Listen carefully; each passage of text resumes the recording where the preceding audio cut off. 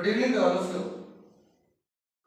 दोस्तों, ये competition wizard का एक न्यू स्टाइल वीडियो है जिसमें कुछ एक्सेप्शनल चीज लेकर आया हूं and that's only the title of today's video is expression by preposition.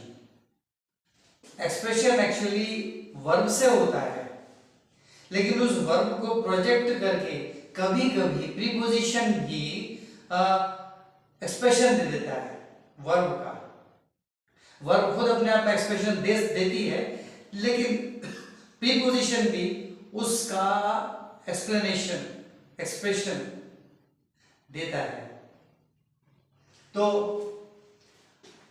लगभग पुराने वीडियोस की तरह यहाँ पर ऑप्शन सेक्शन में हर सेंटेंस में प्रीपोजिशन दो ऑप्शन में है, एक करेक्ट है। और करेक्ट क्यों है, स्पेशली एक बात है कि आज वो प्रीपोजिशन वर्ब के एक्सप्रेशन को इन्फ्लिक्ट कर रहा है, बता रहा है। वैसे इसको एक्सप्लेन करते चलूंगा। So let me start it with the very first sentence. I take exception with or to this decision। ये एक डिसीजन है। डिसीजन अपने आप में ये एक वर्ब है, डिसीजन। और ये टेक, ये भी डिसीजन है। अब वो दो वर्ब हैं, उन दो में से दोनों वर्ब्स को आइडेंटिकल बनाते हुए, मींस ये भी डिसीजन है और उसके अगेंस्ट एक एक्सेप्शनल केस लेके खुद भी डिसीजन ही लेगा कि ये एक्सेप्शन मेरे लिए है। तो ये दो वर्ब हो गई, एक ये डिसीजन, ये क्लियर वर्ब है, और ये भी ये सेकंड वर्ब है। So the sentence sounds something like this. I take exception with और to this decision. Obviously it's correct preposition is to, to. वो वहां पे आंसर सेक्शन में दिया हुआ है, वो आंसर सेक्शन में।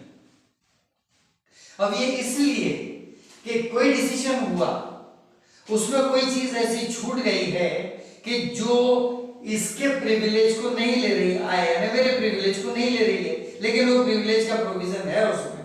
तो यहां कहा है आई टेक एक्सेप्शन विद और to this decision, means I take exception to this decision.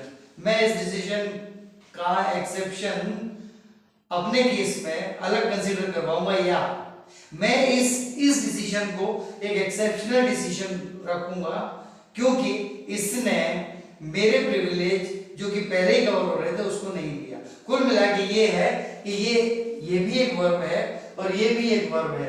दोनों को रिकॉन्साइल करने के लिए टू बेस्ट ऑप्शन है। अगर बोल के देखें या पढ़ के देखें इसको, I take exception with this decision, इस डिसीजन के साथ नहीं है क्योंकि एक्सेप्शन लगा हुआ है, एक्सेप्शन अपवाद, तो वो टू में ही जाएगा, टू ही उसको एक्सप्रेस करेगा। And that's why only it alternate is expressed by to। To is a preposition that suggests the alternate, this exception. Now the second one, he is always helpful with or to us। helpful के साथ हमेशा to ही लगता है क्योंकि ये extended help को ले रहा है। अगर इसमें he is always helpful with us, हमारे साथ, तो सीधा सीधा दूसरा सेंटेंस हो जाएगा we all are helpful to, अब किसी और को होंगे। इसलिए अगर with ले लिया तो हम फिर सारे मिलके किसके लिए हेल्पफुल होंगे? ये ऑब्जेक्ट सब्जेक्ट है, ये ऑब्जेक्ट है, अब तीसरा कौन है? And that's why only because third is none, कोई तीसरा पर्सन नहीं, इसलिए he is always helpful to us, हमारे लिए वो हमेशा से हेल्पफुल रहा है और है। To is a right option and to expresses the extended help, जिसको मिल चुकी है वो हम हैं, and that's only to, not with। Third one, everyone is afraid from of violence। Violence यानी हिंसा। सभी डरते हैं.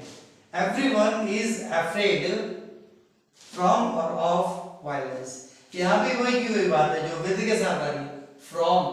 फ्रॉम यानी वायलेंस द्वारा, यानी वायलेंस कोई ऐसी चीज है जिसके द्वारा कुछ अच्छा भी हो सकता है या वो एक यूजुअल बात है. फ्रॉम हो गया तो यूजुअल बात हो गई, यूजुअल नहीं है. वायलेंस तो कभी कभी दिखाई देता है. So everyone is afraid of violence. हिंसा से सब घबराते हैं. फ्रॉम नहीं, द्वारा नहीं, हिंसा से सभी लोग डरते हैं, घबराते हैं. So actually everyone is peace loving. ये इस ऑफ से इन्फ्लिक्ट हो रहा है. Everyone is afraid of violence. या दूसरा टर्म होगा everyone is peace loving of violence.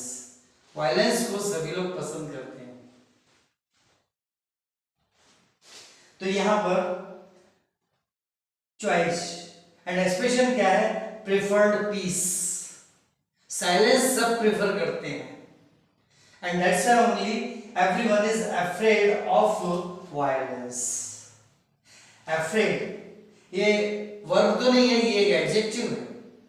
ये एडजेक्टिव है और वो वायलेंस वो जरूर वर्ब है. इसलिए इस एडजेक्टिव को इन्फ्लिक्ट करेगा इसके अपोजिट फॉर्म में तो प्रेफर्ड पीस. क्यों? क्योंकि वायलेंस है और वायलेंस के साथ ऑफ ही लगेगा, इसलिए दोनों बातें हो जाएंगी. इसमें प्रेफर्ड पीस यहां आ जाएगी, एफ्रेड के साथ ऑफ लगेगा और वायलेंस उसके अगेंस्ट है. दोनों चीजों को एक ही इन्फ्लिक्ट कर सकता है, ऑफ. Preferred piece. चाहे तो ये प्रीपोजिशंस जरा डिटेल में पढ़ सकते हैं, कई जगह मिल जाएगा. Next one, all were full with और of praise for you.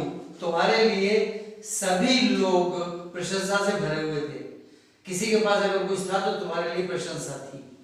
So all were full with और ऑफ प्रेज फॉर यू. ये प्रेज ये वर्ब है, ये फुल तो एडजेक्टिव है. लेकिन यहां पर ऑल वर फुल विद करेंगे तो ये प्रेज ये कोई मटेरियल हो जाएगा. एक्चुअली ये प्रेज मटेरियल नहीं है, ये वर्चुअल है. So all were full of praise for you. तो क्या है? Admiration, admiring.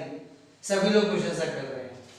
आखिरी सेंटेंस, लुक एट और after our dog in our absence. कहीं जा रहे हैं, अपने कुत्ते को किसी को हैंड ओवर करके जा रहे हैं कि हमारे एब्सेंस में इसकी देखभाल करना 2-3 दिन के लिए या जो भी टाइम हो. सो लुक एट और after our dog in our absence. Actually ये look at, look out, look after जो है ये इडियम्स होते हैं.